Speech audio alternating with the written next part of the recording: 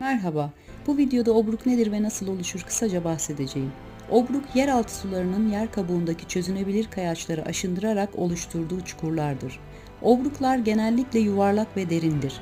Etrafındaki araziyi şekillendirirler ve yeraltı mağaralarına bağlantılar oluşturabilirler. Genellikle kalker gibi çözülebilen kayaçların üzerinde yer alırlar. Yüzeydeki su ve karbondioksit bu kayaçları çözerek boşluklar oluşturur ve zamanla bu boşluklar büyür.